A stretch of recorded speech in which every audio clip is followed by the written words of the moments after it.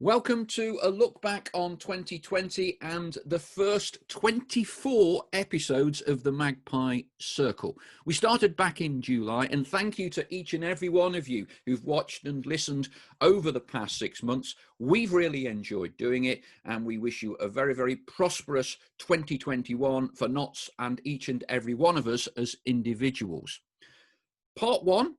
It's 1 hour of compilation of some of the best bits that we've had from a glittering array of guests who've given their time and told us stories, banter, anecdotes, some funny, some sad. Hopefully, all have educated and entertained you.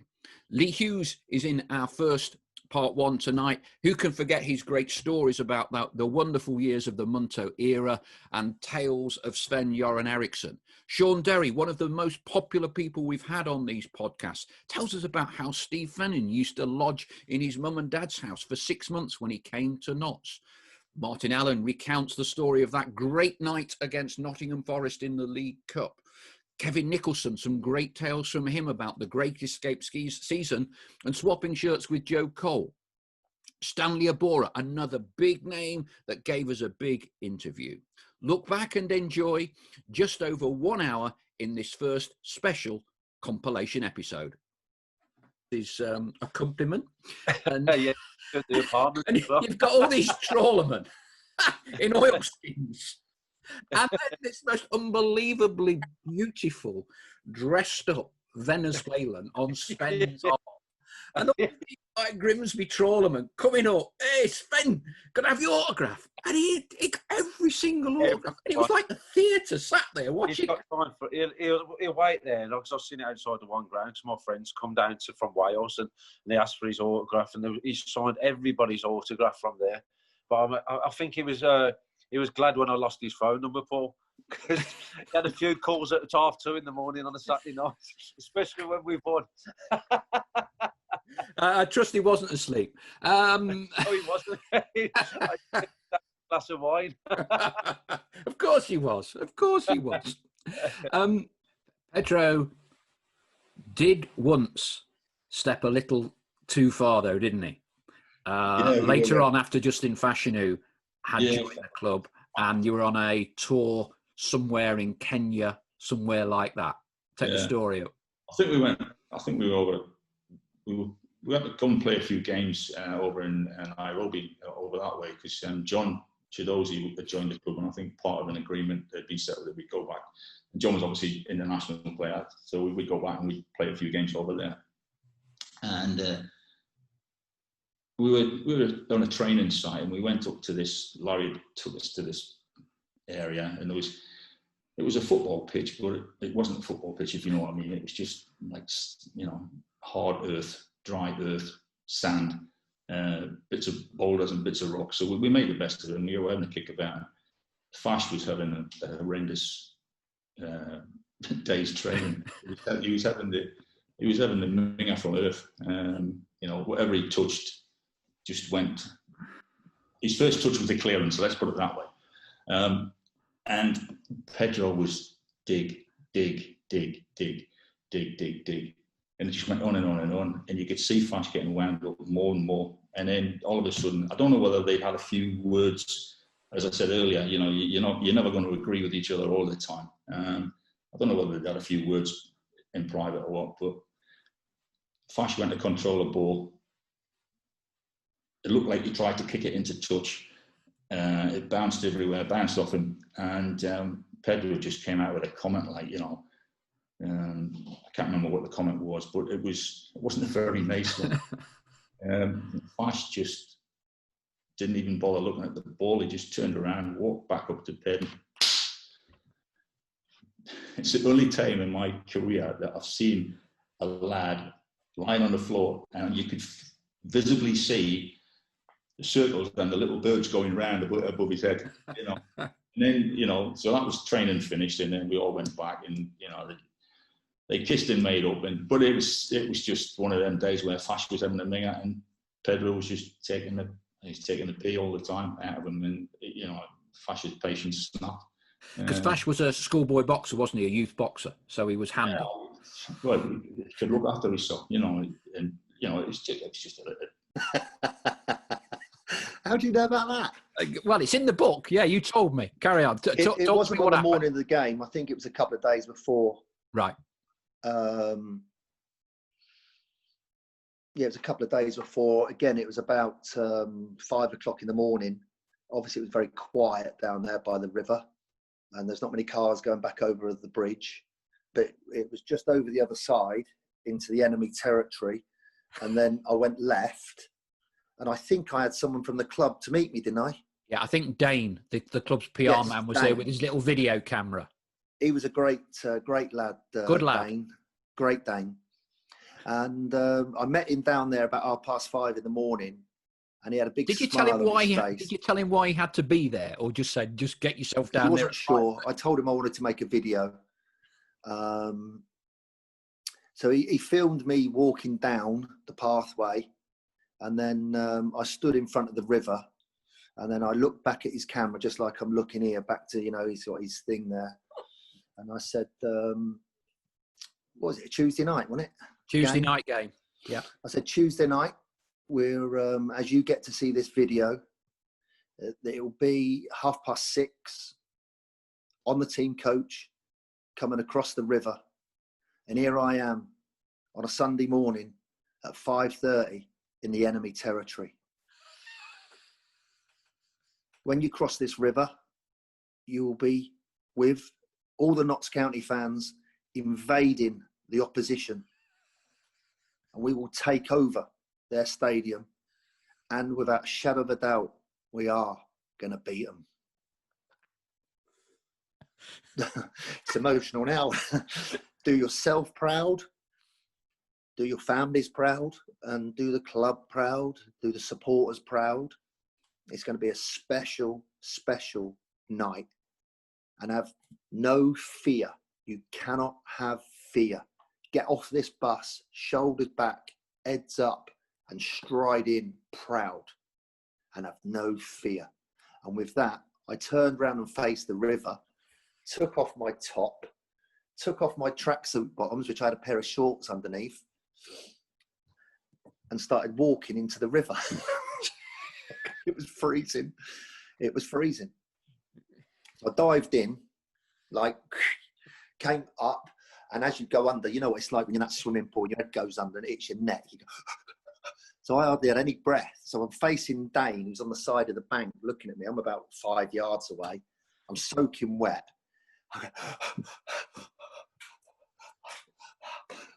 I got right up to the camera. I said, "Don't forget, have no fear." And I started laughing. Good luck, lads. Do us proud. And he turned the video off. Martin is a traditional man. He's a maverick. What was he like?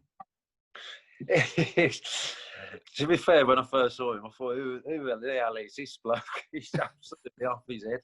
I remember playing our first away game, and he's got everyone off the coach. He's got everyone's mobile phones off them, and he's pulled over on the embankments of the service stations. And he's got the physio as a goalpost, and he's got the kitman as the other goalpost. So he's picked the team on the embankments.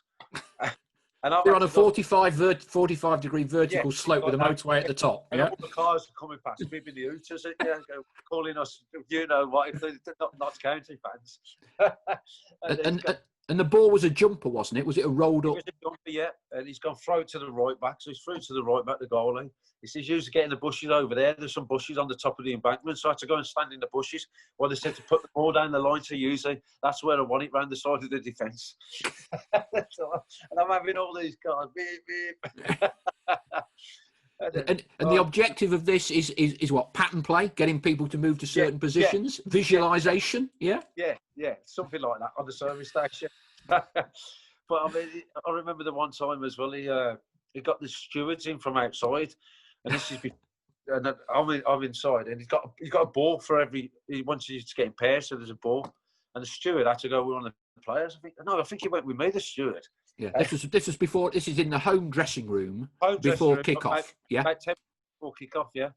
So when he clapped his hand or something, he had to go down and get the ball, and he wanted you to be a winner. And he said, "I don't want losers out on that pitch. So if you lose, you've got to get down into 10 press-ups." So the stewards just go down doing 10 press-ups every second. The Zoom call. So your first 9 games for Notts at the end of the season, you scored 2 goals.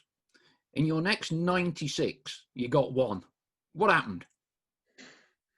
Hold on, let me think about that one. First of all, I'm just fact checking in my head that that's right. I scored the header against Peterborough on my debut. Correct. 3-3. Yeah, great game. And Andy Hughes delivered Yep. the cross, and I came in at the back post with a header. Well, you were 6'4". You did all right there, didn't you? I got in front of my man because I couldn't out jump him. Let's put it that way. I kind of came in as a left winger. I was going to ask you about that. Yeah. Yeah, so I came in as a left winger, so I was playing higher up the pitch to start with. But yeah, About 4 games later. I think you're wrong there.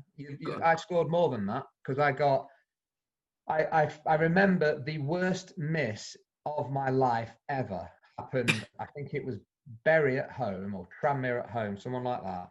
And it was 1-0 to us, and this was when Billy Dearden was manager, and we broke with about 10 minutes to go, and I broke down the middle of the pitch, and Ian Barraclough broke on the counter-attack because they were pressing, and he broke with the ball down the right-hand side, and both of us kind of in on the goalkeeper, and he squared it for me, and 3 yards out, and I will say, if he's watching, he should have put it on my left, and he put it just behind me on my right foot, which was wooden, to say the least, and I hooked it around the post from about 3 yards. And I just wanted the ground to open up.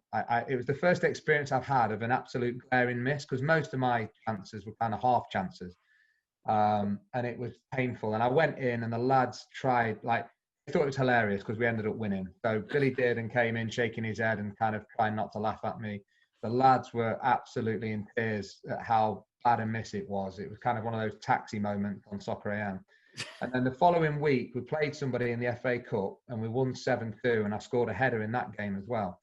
And in that one, I went crazy. I mean, it was ridiculous to celebrate when you're 5-2 up and you're pretty much through. They were like a non-league team.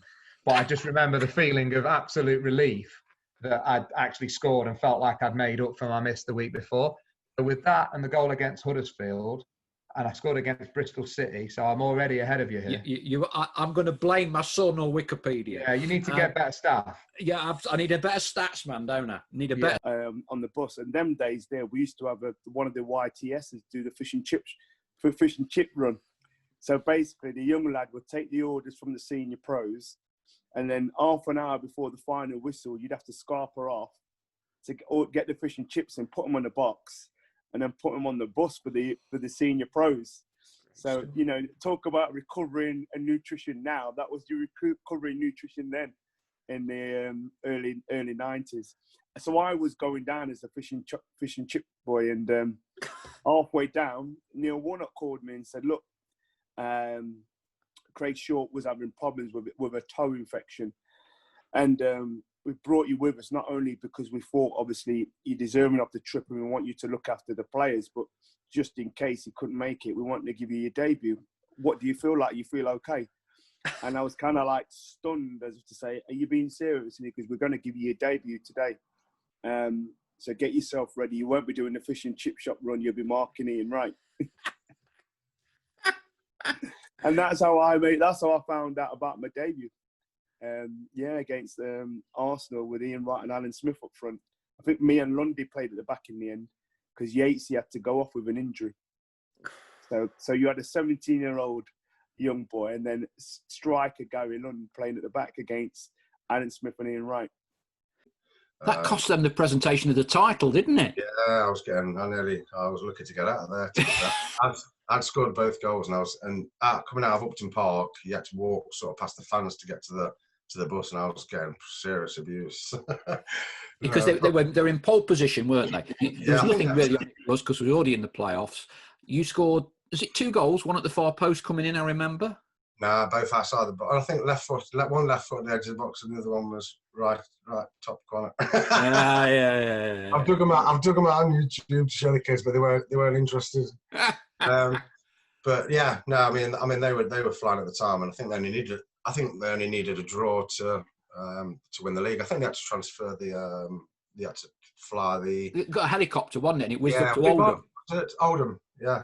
Yeah. Yeah, we had to fly them up. So yeah, I mean, there was at one point in my career, I nearly went to West Ham at one point, but never quite materialised. It could have gone either way. What was it like to play in that team? Because I'm presuming you thought you were going to win basically every game with that group of players that you had. Until we went to Rochdale. We got hammered at Rochdale. And mainly because we'd got Les Brad chasing Don Masson, not bothering about the ball. He was going to beat the living daylights out of him for 10 minutes. Go on, what's that? I've not heard that one before. It was just they had a little bit of banter and words were said During the game? During the game, definitely. And I don't think it helped us for the rest of the game that one of them was trying to catch the other.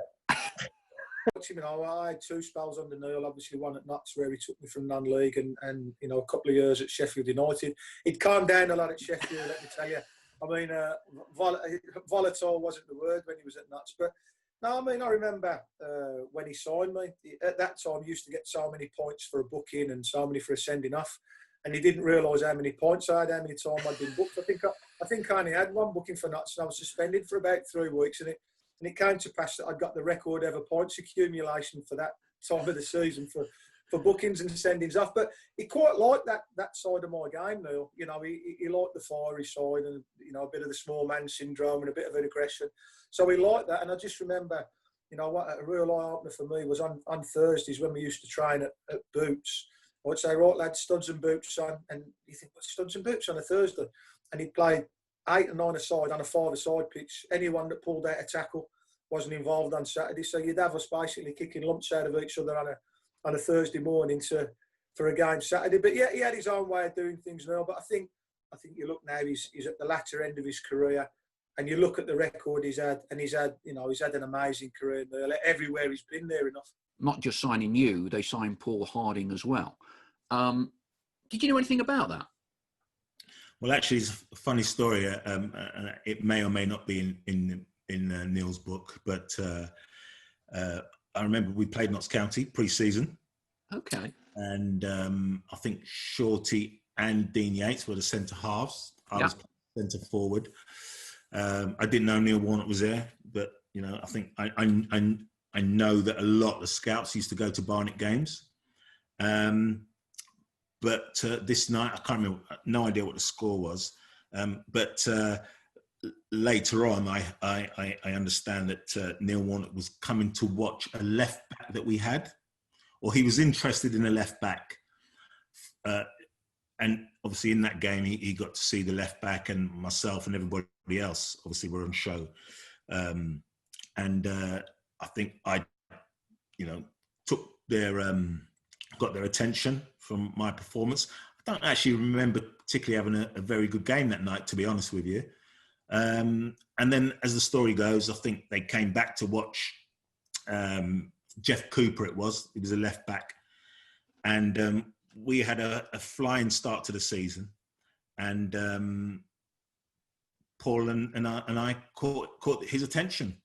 So he switched his attention to us and done a deal with Barry Fry to take us to Notts County. And I remember being on the training ground first day, and obviously it was close to getting automatic, and was for the top 3. And he had a meeting with us on the training ground, and he said, "Look, lads, we're going to go win the league." I said, "We're winning the league," and we stood around there thinking, "Yeah, we'll take top 3, third, second line." And nobody said that, and he just went, "No." He said, "Lads, get it out of your heads. We're not finishing third. We're not finishing second. We're finishing first. That's what we're going for. That is what we're going to do. We're not finishing anywhere else. Get that in your brains now." And it was like, Christ just read my mind. You know what I mean? And yeah, he sort of was a ship that was doing okay, but we needed that sort of somebody to grab it by the reins and drive us through. So, and again, psychologically wise, he was great in the fact of, I think we played Accrington towards the end, and we've gone in. I think it was I'm playing centre half with Graham Lee, and we're thinking, we've done all right. We're all right. We've done all right today, even though it was a bit of a rough game. I think we was either 1-0 down, or it was was tight, and I think the centre forwards were giving the ball away. We've come in the dressing room, and he absolutely roasted me and Spike. Absolutely nailed us. Was on us, you two, you know, hammering us away like that. I'm sat there thinking, I thought we were doing all right, and it was one of them. He G'd us up, went on, obviously won the game, and he had them elements where there's times as well. I remember Port Vale away, half time is coming, and obviously, I mean, it wasn't going so well. I'm thinking, oh, we're going to get a roast in here. Like me and Spike had not, you know, I mean, we've been all over the shop, and it was, expecting a roast, and he actually didn't. It was the other way around. You know what I mean? It's psychological aspect of the game. He knew when people needed a roasting, and he knew when, do you know what I mean? It was actually they need a bit of a pat on the back or a little bit of rub to get them going again. So I think that side of it of his man management was fantastic. It's not an exception. You must not take. So that's a mistake. But not all the transfers were made by me, because Guy Branston, he was a good guy, hardworking guy. But I felt on Ray and Eileen, he had too much to say. You understand? And I was very happy with him when I came, because he was sitting in a room next door, ignored by everybody. So I took him because he was hardworking, he scouted well, he was very proactive, you know what I mean? But I felt when we came back from holiday, he took too much space. He had too much influence with Ray and Eileen. And I think the manager decides, it's unity. So I felt it already, and Dean and Dave also felt it. You understand? They felt, hey, there's something changed. So, and that's that 2%. You know that 2% space, what already you gave away. So Ray and Eileen wanted to sign too quick, I think. And then we took too much average players. If it were Dutch players, or it was players from England. Later, Ray tried to restore that. Isaac McLeod, Sheehan, John Stead. Okay, that's quality. Although... Yeah, and it came back to the truth. And they were not happy about it. So I get a phone call from Aileen Troom at home saying, yeah, what's this I'm hearing? You want to leave the club? Well, I said, it's not that I want to leave the club. It's the manager doesn't want me. So what am I going to sit here for? I'm not going to just sit here and take my money. I said, I've never done that, and I'm not going to do that now. And she said, no, you have to, he's just new and he's trying to find a place for the team because we're trying to find defensive stability, and then after he will fit you in. So I said to her, I said, I was shocked with what she said, and that for me, that was like how he thought about the whole situation. So I said to her, so you think they would take me out and then find defensive stability, and then they will fit me in to what? Find defensive instability? I said, it makes no sense. Yeah. I said, this whole thing doesn't make any sense. But I said, I don't want to make any fuss about it. I just want to leave now. You see, I was calm. I was calm about it. I just said to her, I want to leave. I'm not going to stay here and make whatever. No, it's okay. He's the new manager. You hired him, so you have faith in him. So sure, he doesn't think I'm good enough. I think he's crazy. But hey, he's a manager now. So what can I do? I said, I just try to find another club. And then she said to me, no, they're not going to let me go. That's what she said. They're not going to let me go. So, yeah. 110 consecutive games. So that's, 2 seasons left back. You played every game and a few others here and there. I mean, that was a remarkable run. Yeah, I suppose so. I mean, in those days, there wasn't anybody telling you that, like when I was coming up to 100, saying, oh, 100th appearance, consecutive appearance coming up. Nobody came out with the stats then, so I just wasn't aware of it. I've only been aware of it over the last 5 years or so. They didn't do stats like that. But after that cut-off point at primary school, then she couldn't play with them anymore, which I'm guessing, given you're a similar age, was kind of the challenge that was then facing you, correct? Yeah. So obviously, I mean, I think the rules have even changed since. I think you can play up to 7. I'm not sure. I want to say 17, but it's a bit older anyway. Is that a step in the right direction? Absolutely. I think there's obviously biological differences in male and females, but up to a certain point, it's very, very on a similar scale. I mean, I didn't stand out as a girl and inferior at that age, and you don't until you hit a certain age anyway. Yeah. And even when it gets to that point, it should be a comparison, that kind of thing, because it is, you know, two separate things. But yeah, that was kind of the first hurdle I'd sort of hit in football, where I thought, oh, you know, I am treated differently now. So. And so how did that affect you and your determination to play football? To be honest, it sort of spurred me on a bit. It kind of, once I hit that point of having to leave, that was again, like I said, when it opened up myself for criticism. I was at the age where I had social media. I'd walk down the street as a 14-year-old girl, and I did have an old man come to me and say, like, what you doing? It's a boys' game. That's one memory that sticks in my head vividly. And that was kind of the age where I thought, right, this is, you know, what I'm going to prove people wrong. Recall when you met Sven for the first time. What did he do? Did you not believe it until you saw him walk in, or what was that like? It was, like I say, I've used the word surreal, and it was all the way through, because you're hearing stuff.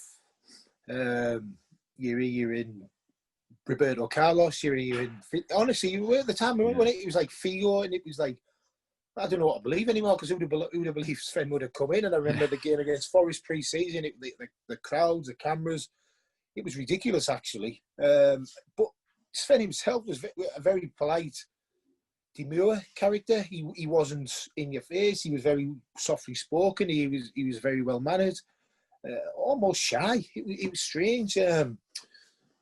He didn't seem really overly confident, or whether he wanted to just stand in front of a group and, be the centre of attention. He'd come in, he'd have a word. Him and his driver would bring him and Todd up to the training ground, and they'd just stay back and watch, which, again, I think Charlie was a bit uncomfortable with. Because every day they were at the training pitch, and it was like, I think he'd director of football. He never actually took a session, Sven, or got involved on the training ground. It was all background. But he was up the training ground, and like I say, him and Todd were just there in the background all the time, which, you're looking back, it probably didn't help. It didn't help. And I think Chaz felt the pressure there all the time. And, at times, like I say, you could see it maybe spill out of Charlie a bit. He maybe, feel it. You could see he was feeling the pressure. And I did feel a bit for him during them times, because obviously he didn't get the reassurance. And like I say, it was just a matter of time that they wanted their own figurehead in to run the football side of it as well. It is. When Jimmy actually invited you to come over to Nottingham. So let's just talk through that, how you became connected with Jimmy Cyril back in 1984. He called me because his inspirator, Will Curver, the legend of the skills, he connected my name with him. So it was. And I had him on the line. It was great, special energy through the telephone. But unfortunately, it didn't went through. But from the time, I know his name, of course, from Notts County. But later, I still have the paper here, 1984. But later, when I came to Notts County, the first one you see on the wall, his painting, was Jimmy Cyril. So straight away, I had that connection. It was no coincidence. Unbelievable. Just show us that cutting again and just hold it up to the camera so we can all have a quick look again, if that's all right, Ricardo. So this is a Dutch newspaper cutting, which was reporting that you had. Did you come over to Nottingham because you were playing for Eindhoven then? Yeah. I played for Eindhoven. Yeah, I played 2.5. I was 17 years. I was very young in the first team. That was not PSV Eindhoven, it was FC Eindhoven. It was championship. Yeah. And I could go to PSV, but I choose for playing in the championship because you want to play every week. So after 2.5 years, I had a little bit trouble with the club. And Will Curver, the guru of the skills, he had a connection with Jimmy Cyril, also with Ferguson, the friend of Cyril. And so my name fell. And then I had him on the line. I should get a trial, Yeah. And unfortunately, it didn't went through. So did you end up coming to Nottingham or not, or was it just? No. Yeah, it's often asked, isn't it, what players won Division 4, Division 3, Division 2, Division 1, Premier League, European Cup. Steve Finnan. What was Steve like? Witty, really dry and witty, but unassuming, really quiet, went about his business, didn't interfere with anybody else's business. I think Colin Murphy must have brought him. Am I right? I think Colin Murphy might have brought him. Was Colin. Was it? Yeah. I think we saw him as a right winger or a right side midfielder. And obviously in his career he ended up at Liverpool and was it Fulham, he ended up at right back, and Finns was exceptionally talented but never complicated things. The simplicity was just genius, really. Obviously predominantly right-footed, so he wouldn't be going on a mazy and end up on the inside left channel, but he plays position, but he was solid and dependable. And as I say, the simplicity of it, obviously we all know Brian Clough's sort of comments and the way he thought football should have played. Finns could do that. It was just so elegant, and I remember somebody saying to me, excellence is simplicity done well, and he was excellent. But was that beyond your wildest expectations or not? I was 18, wet between the ears to a certain degree, and I was the right back, and if you can remember, just in front of me was Steve Finnan as a right midfielder. And at the time, Steve was living with us in my mum and dad's house. He'd come from, he stayed with us. He was only supposed to stay the weekend. He stayed 6 months, Steve did. And we couldn't get him out. But so me and Steve, we forged a fantastic friendship that's still to this day, it's still very close now. And, I put it that way, you grew up really quick. I mean, even going on to Cox's, he mentioned about Harty. I mean, one of my first days in the club, this was around that time when Alan Hill asked me to come in. Well, I didn't really know. I'd never been in a football club before. So I've gone into like the away change room, which the lads changed in the second years and the first year, academy lads, not academy then, YTS lads then. So I've gone in and I'm half introducing myself a bit sheepishly and took in. Next year, I think I went to the bathroom. I've come back out and there's no one in the changing room. So I'm like, where have they gone? I'm thinking, shit, what do I do? So I've gone, and the only voices I could hear was at the top of the room, of the first team room. So I didn't have a clue what I was doing. So I went up, the doors locked, knocked on the door and opened the door. This is probably first or second day in a football club. It was my first day in a football club. So I opened the door with big Paul Hart. Yes. And he had this piercing stare. I'm like, I proper melted. I went, all the lads have left from there. I'm on trial. I didn't know where to get down. He went, and he tore into me. You ever open this door ever again and all that? And sorry, sir, sorry.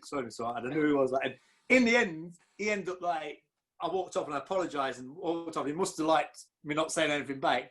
And he's called me back. He went, give me a minute.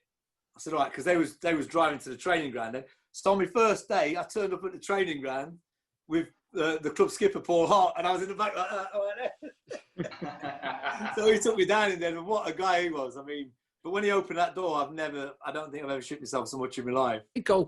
Clearly, goalkeeping is a specialist position, can be a solitary profession. Let's redress a few more comments from your kind of, not necessarily an understudy, but a young little kid on the block that used to train under you on the YT programme. Was James Walker, wasn't it? And James, when we had the show a couple of weeks ago, he was dishing a bit out to you, wasn't he? He was, yeah. Come on, now's the time to redress. Well, he comes from Mansfield, doesn't he? That's my case.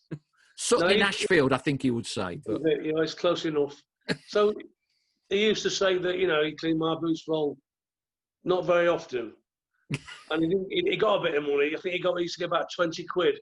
So when I heard him say, other players are getting £100, £200 for a tip, I thought, well, that's half my wages. So I know that's not happening. So I think there's a bit of bullying here going on. I reckon straight. He got gloves off me, and he got a tip. Wasn't massive, and I blame the ex-wife for that. So there you go. I put the record straight. You said it. Great character, yeah. He is, mate, without a doubt, yeah. I remember bumping into him in town years ago, and he was still playing at the time, and he had a few sherbets, and we bumped into each other, and we hugged each other like lost brothers. And I said to him, I'm so chuffed for your career. And I said to him, when I watch you play, I sometimes see you in me. Oh, sorry, me in you. And he went, to be fair, Ches, I'm modelling myself off you. And I thought, what a good, lovely, sweet moment for me that he actually meant it. You know, I know he was in a few. We were going to be in a world of trouble. And I remember coming off the end, I just fuming. I couldn't clap anyone, couldn't shake anyone's hand. And Tommy Johnson was waiting for me in the tunnel. And he said, we like your base, what you doing at the end of the season? I went, fuck, Tom, I'll say somewhere, you know what I mean? I'm flipping head gone. He's going, no, Bish, we want to sign you. I went, yeah. And I've half ignored him, you know, because obviously you've just been beat, you're battered, my head's spinning. I thought, I'm the world's worst loser. I always have been, always will be. So when I got back in the car and drove, I thought, oh, Christ, maybe I could have been. You know, when you calm down, you get out the shower and you settle down a bit. I thought, Christ, that's Tommy Johnson. I shouldn't have spoken to him. He's a legend. But then, obviously, I had an agent at the time, and Chaz ran. And I met them in the summer because my contract had ran out. And I had a bit of interest from other clubs. And I went and met Chaz and Tommy. And they said one of the big things was, obviously, we thought we were lacking leaders. And obviously, during that game, they sat in their dressing room at half-time 3-0 up, and all I could hear was me kicking boot skips around and having arguments with people and bouncing boots off the walls and just basically losing my head, spit me dummy out. But Tommy and Chad really liked that. He said, we need a bit of that in the dressing room. We like you as a player. But and then, like you say, Chaz always says, oh, you didn't want to come. I did. I always did. I just wanted to make sure it was going to be right. Because, like you say, I Tommy, get along really well with Tommy and Charlie McPartland and Drapes, all the boys to this day. We're really good. Always got along with them. But yeah, it was interesting. It did come about because I thought, oh, no, Tommy's going to think I'm a right dick, you know. But he said, and when I met Tommy, he goes, no, he said that made us want to sign you even more because obviously I wasn't thinking about leaving or anyone. I was more worried about getting in the dressing room and having it out. But yeah, it was funny how it come about. That young, I must have been about 12 or 13. And of course, many of us will have seen it on the television in lockdown because it's been played several times. The Fulham game. And of course, you know, this was a Fulham side that had the World Cup winning captain Bobby Moore at centre half. It had arguably, you know, one of the most famous footballers in history ever, George Best. The charismatic, shall we say, Rodney Marsh. Others I probably can't recollect at this moment in time. Alan Mullery, he was playing, wasn't he? I mean, it was such a star-studded side. And you went down and won 5-1. I mean, what was that all about? Well, once again, we weren't expecting to win by that sort of margin, but as I say, we did go away, and we thought we could get points from any team that we're going to play against, and I think probably Fulham, with all those names that you're talking about, were a little disjointed, and probably they all fancy themselves a little bit, and they're all looking for somebody else to do something and win the game, and you know. You just mentioned Bobby Moore, and one of the goals we got, he was trying to be clever and bring it down in his own half, and I managed to take it away from him and slip it to Mick Winter, who scored. And then was it Martin Busby in the second half? He nutmegged, I think.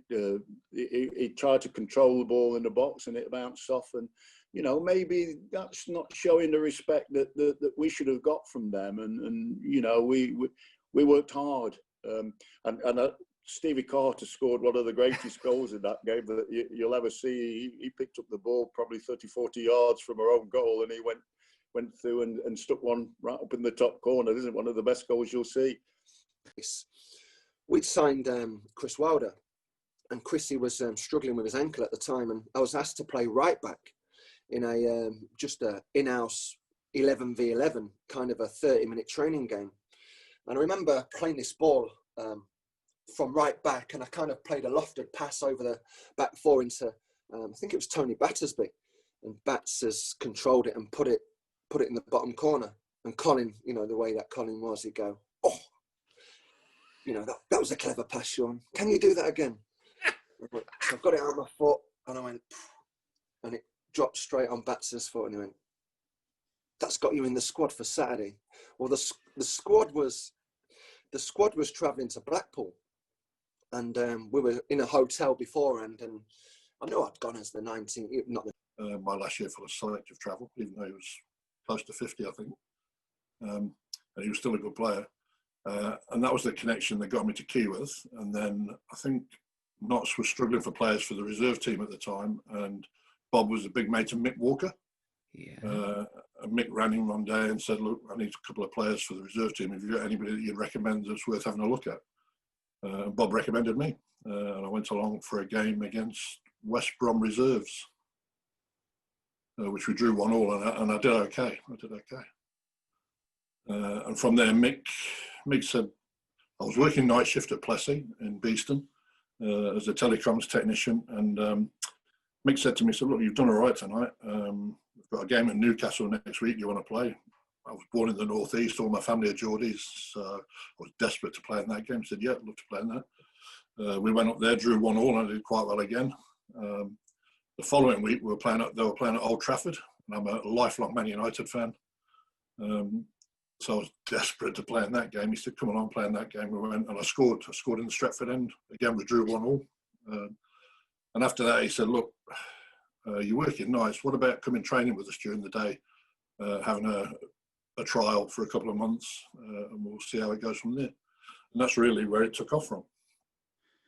That's an incredible rags to riches stories, isn't it? I mean, to be going from Sunday morning, Thursday football, working at nights, and then thrust into professional football.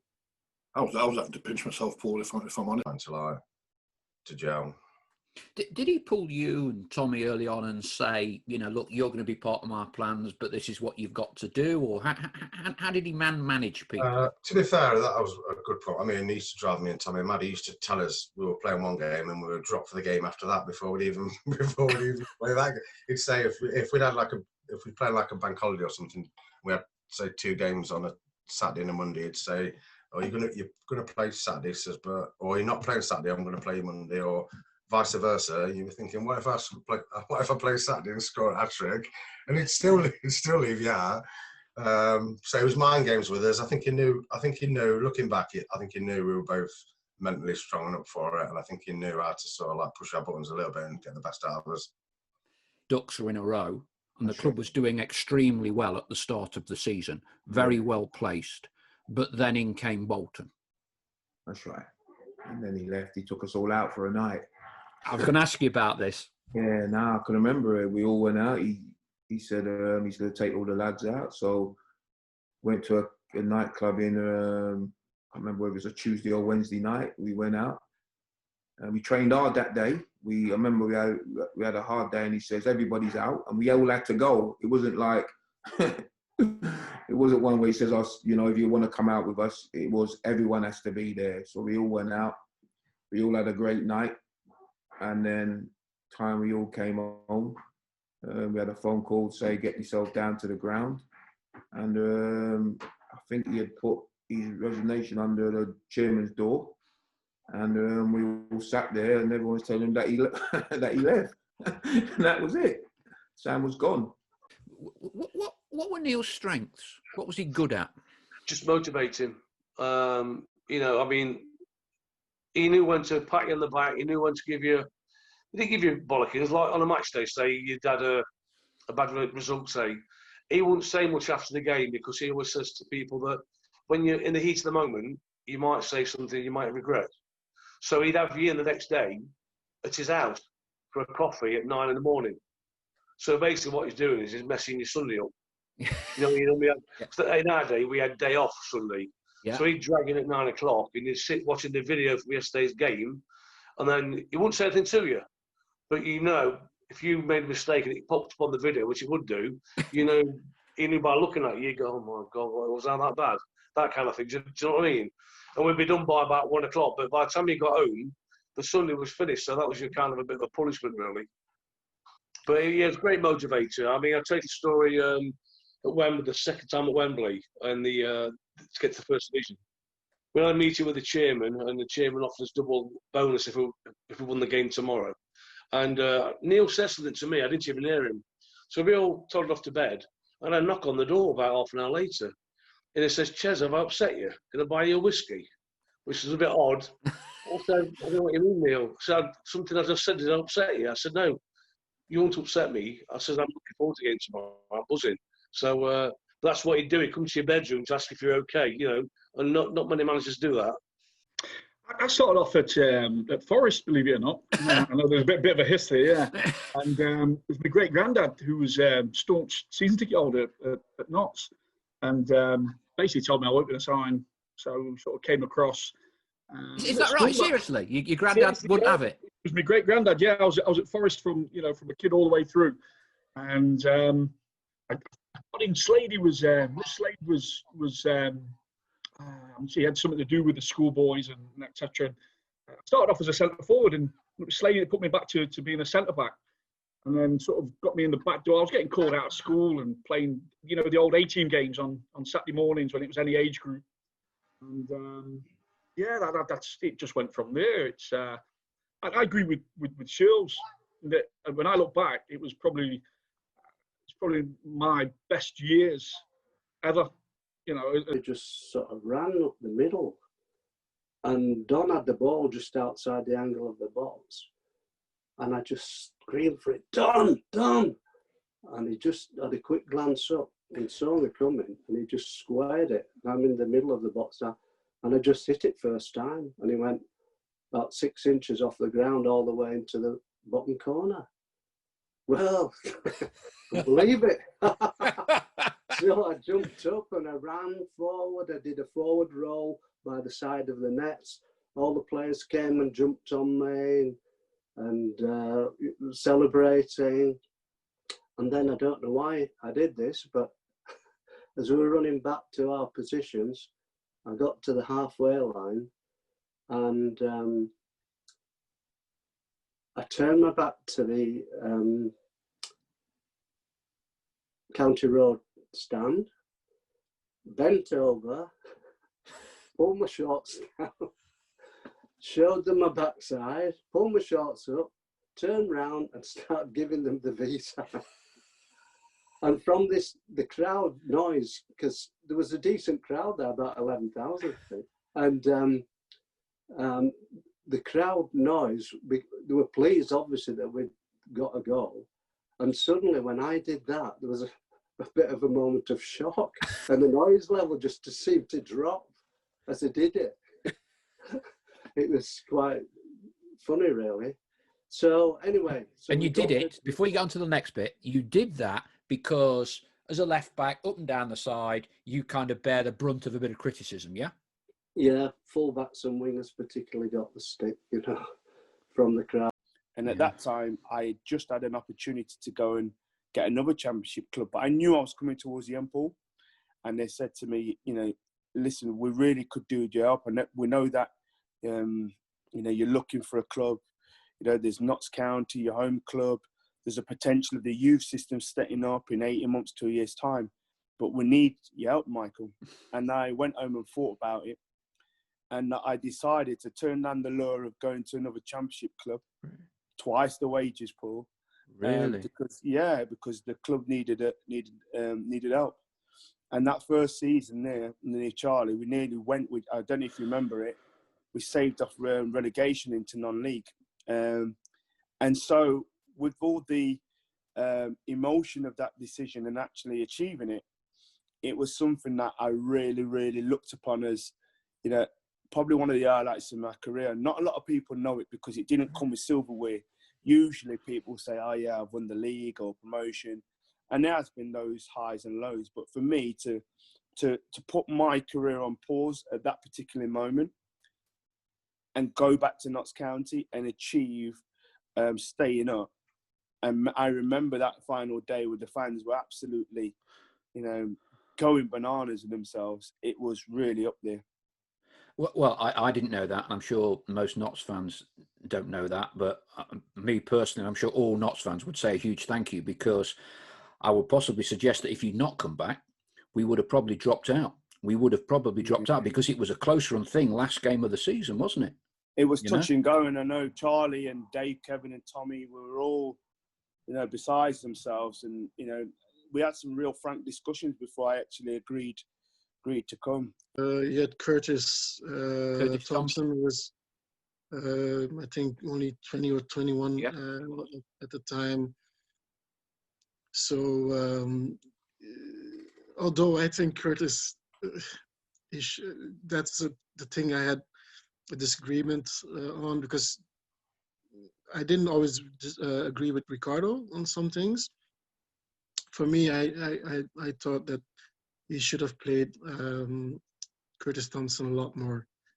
He would have given us, I think, defensively more stability, Mm. a lot of energy. Because although I'm good with the ball, I'm not an energetic person. So you wouldn't. The way I am as a person, that's the way I am on the pitch as well. I'm very calm and collected. That's me. So so for me, it wouldn't matter much, but it would help me, if that makes sense. Like, it wouldn't alter my way of playing if he would play, but he would help me more, especially defensively, because Ricardo is very attacking minded, you know. So in some games I would play alone with what's his name,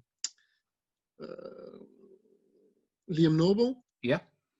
And he's all about attacking, not Liam will be defending. So pushing. sometimes he wouldn't even be in the middle where I'm when we are defending, right? So it's yeah, it was tough because, like I said, I think Curtis would have helped us much more than Ricardo thought. And Curtis has done very well for himself, because having left Notts, he's held down a regular place with Wickham, who've been promoted into the Championship. They've had 2 promotions. I know. We sometimes we still keep contact, so I know that he's doing very well. I always thought, like, for me, he was a special player because he's almost as strong as me. He doesn't like it when I say it. He's not as strong as me, but he's almost as strong as me. So, but he has so much power and energy. Like, I'm strong, but I think the power and energy that I give out is just much less than what he does. If he would have played more with me, I think as a team as a whole, we would have, especially away from home, he would have made a difference. You are now Notts County manager. You're the manager for the first time. Yeah. Is that a difficult transition? Because in my time, I've seen it quite difficult for players to finish playing and transition to be a manager. Yeah. I think if you was to ask me that, you know, if I was to be the Notts County manager now at close to 43 years old, I would make some different decisions. I would definitely look back on what the last 8 years has given me in terms of the experience that I've now got. And I would potentially be a different type of manager to the manager that I was when I was back in 35. Because you're right, you know, I was a player one week and I'm expected to lead the club the next. And I wanted that. Look, I knew that I hadn't been a coach. I'd not supported somebody. I'd not managed an under-18s or 23s. I knew that. But it felt comfortable and I felt confident that I could do the job. And I leaned on Greg a lot for them first 6 months because he had been the manager of a League One football club in Carlisle. Was Greg your choice to be your assistant? Or the club suggested it would be Greg? No, it was my choice. I knew that I couldn't do that on my own. I knew that I couldn't just go in and expect to know everything about management because I didn't. I knew 5% of what management looked like because I was a player. But I had a firm belief of what I wanted to go and instill up in Meadow Lane, and I believe to a certain degree that I did it. Bart's and Paul Harding were subs. I remember because I've known Alan for 30 years. Alan started, so Bart's and Paul were on the bench. Yeah, and and I can't remember. I got something in my head tells me that Tommy might have come off, and he went like that, and Neal changed because he was on a hat trick, wasn't he? That's it. He was like, you know what he does, and so I might have to give him a call and try and remember properly, and Neal might have changed his mind and asked me to come off, and it was fine, no problem. I got my goal. We were gonna win, and it was all good. Now, your dad didn't always come and watch you too often, did he? But he came to watch you that day, didn't he? Yes. I think that might have been the only live game he came to watch me as a professional. Really? Yeah. He wasn't a massive football fan. He knew nothing about football. You know, he came to the UK in '63. Had never played football, so he was very proud of us, and we know that. But going to football matches wasn't his thing. Was he still living quite close to Wembley at that point with the home Harlesden, or? Yes. Yeah, they were in the same estate, same flats that I'd left. They were still living there. So he'd probably come down on the tube, and you'd sorted him out the tickets and everything, yeah? Yeah, more than likely. The 18 bus it was. Or it would have been, I'm sure. I remember being on the bench because when I was warming up, Joe Cole was on the bench as well, and Joe was in the year below me at Lillishall. So I knew Joe to chat to, and we were warming up together and stuff. And the thing I remember, I mean, it was a really good game. We gave him a bit of a fright. We came back into it. It was a real proper game of football, and we did ourselves proud on the night. But we were told by the administrators that we weren't allowed to swap shirts. I knew I was going to ask you about this. Go on. Yeah. So we weren't allowed to swap shirts. Now, we weren't getting any bonuses for getting where we'd got because of the administration. We weren't getting anything extra from playing in front of a big crowd. There was none of that. The players were fuming, absolutely fuming that we weren't allowed to keep our shirts because they were going to auction them off to make more money for what was going on. And the players generally felt that the least we could do is get a shirt from a team like this, and how big a thing it was. We weren't going to play against Chelsea very often. It was an opportunity to swap shirts and have that memento from your time. And to be fair to Billy did, and he came in, he went, look, lads, and he was kind of sat with his head down. He went, I'm so sorry, you're not allowed to swap shirts at the end of the game. He said, that's the official line. But if you can swap shirts, you go for it.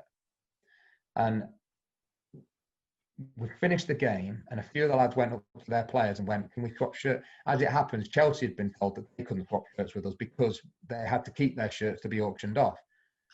Now, I knew Joe Cole. So I said to Joe, we swapped shirts at the end of the game. He went, yeah, don't worry about it, no problem. So he came and gave me a shirt at the end of the game, and then he went, give me yours. I went, you don't need mine. You're not going to have mine up in your living room, are you? And he went, no, come on. He said, I'll take your shirt. I went, all right. I gave him my shirt. So I took Joe Cole's, which I've still got now. He took mine, which I'm pretty sure he's probably used as a duster. And I came in the following week, and I got called into the manager's office. And he sat there and he went, Kev, we know that you've swapped shirts, and you're going to have to pay for the one that you've given away. So I had to pay 26 quid for the shirt. I think it was around 25, 26 quid for the shirt. And I had to pay 50p per letter and per number that was on the back of the shirt as well. And I've got quite a long name. I think it was the longest in the team at the time. So I had to pay 50p per letter in Nicholson and 50p for, I think I was number 11 at that point. And I had to pay all over. And again, he was really apologetic. He pulled down all the shutters and played the video. God, blimey. So there was silence on the bus. Absolute silence. So I played a bit of music leading into it. And then was the video of the team talk, because I didn't do a team talk that night. That was it, and they all listened to it. They all loved it. It was magic. It was magic. My regret, I've never shared this with anybody. One regret. The penalties. They were lucky as hell to get to penalties against us. We totally outplayed them. How he scored that goal in that top. He's never even kicked a football that far in his blinking life. And every time I've seen him, and I've seen him a couple of times, he's a bit bigger than me. He's a bit of a unit. But each time I see him, I have it with him.